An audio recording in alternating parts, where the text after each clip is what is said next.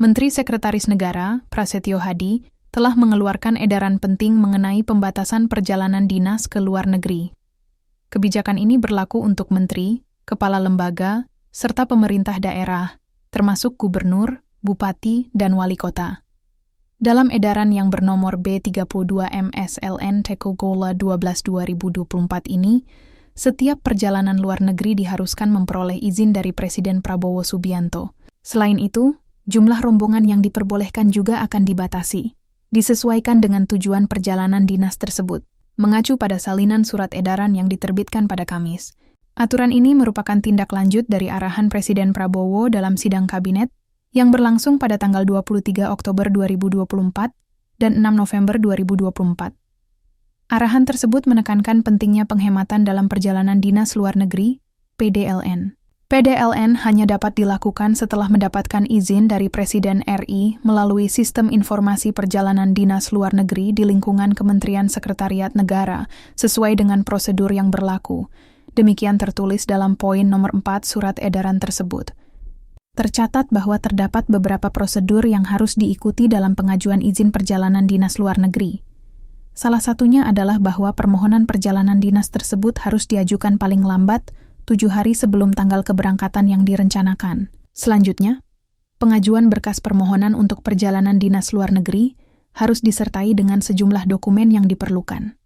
Dokumen-dokumen tersebut meliputi kerangka acuan kerja yang menjelaskan tentang urgensi kegiatan, justifikasi peran substantif bagi peserta PDLN, analisis biaya dan manfaat, serta rencana tindak lanjut setelah kegiatan selesai. Selain itu, diperlukan konfirmasi resmi mengenai keikutsertaan individu beserta jadwal atau agenda kegiatan, termasuk rundown yang berasal dari mitra penyelenggara di luar negeri.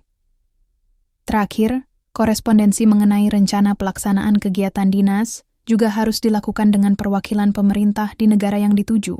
Pelaku perjalanan dinas luar negeri diwajibkan untuk melampirkan keterangan mengenai pembiayaan.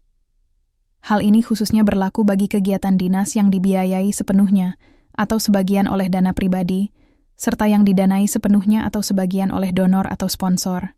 Selain itu, pelaku perjalanan dinas luar negeri juga perlu melampirkan rekomendasi dari Kementerian Luar Negeri untuk perjalanan ke negara yang tidak memiliki hubungan diplomatik dengan Indonesia, serta perjanjian tugas belajar untuk kegiatan dinas luar negeri dalam rangka mengikuti pendidikan gelar. Bagi kegiatan PDLN yang dilakukan oleh para menteri, wakil menteri, atau pimpinan lembaga, permohonan izin PDLN harus diajukan bersamaan dengan permohonan persetujuan tim pendamping, baik substansi maupun non-substansi, serta permohonan persetujuan menteri ad interim, khusus untuk penugasan PDLN menteri. Laporan kegiatan PDLN harus disampaikan paling lambat 2 minggu setelah kepulangan. Demikian dijelaskan dalam surat edaran tersebut.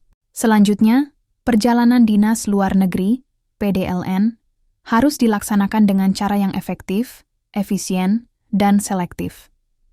Hal ini bertujuan untuk mendukung asta-cita Presiden, di mana hasil konkret dari kegiatan tersebut diharapkan dapat dimanfaatkan untuk meningkatkan kinerja pemerintah serta mendukung pembangunan daerah. PDLN dilaksanakan untuk kegiatan yang memiliki urgensi substansial, selama tidak ada tugas prioritas atau mendesak di dalam negeri.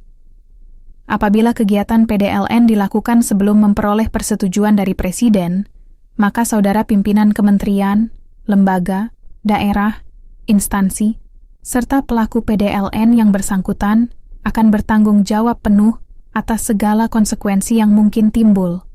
Demikian disebutkan dalam surat edaran tersebut. Sebagai informasi, kegiatan perjalanan dinas luar negeri, PDLN, dilaksanakan dengan jumlah peserta yang sangat terbatas. Berikut adalah daftar jenis kegiatan beserta ketentuan jumlah pesertanya. 1.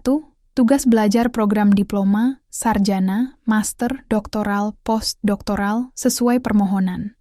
2. Kurir diplomatik tenaga ahli Indonesia untuk penelitian pengumandahan detasering sesuai permohonan. 3. Misi olahraga sesuai permohonan dengan membatasi jumlah pendamping. 4.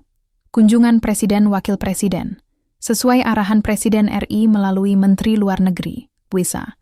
Kunjungan Menteri Pimpinan Lembaga, sesuai arahan Menteri Sekretaris Negara, SENTEISMA. Misi kemanusiaan, sesuai arahan Menteri Sekretaris Negara. 7. Forum internasional lintas kementerian, lembaga, sesuai rekomendasi instansi penjuru. 8. Pembinaan pengawasan inspeksi Factory Acceptance Test. 3 orang. 9. Perbantuan teknis, misi khusus bidang pengamanan.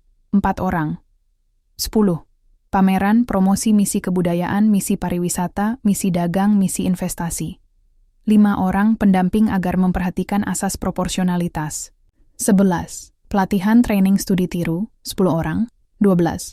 Studi banding, benchmarking, and seminar, simposium, workshop, konferensi, 3 orang.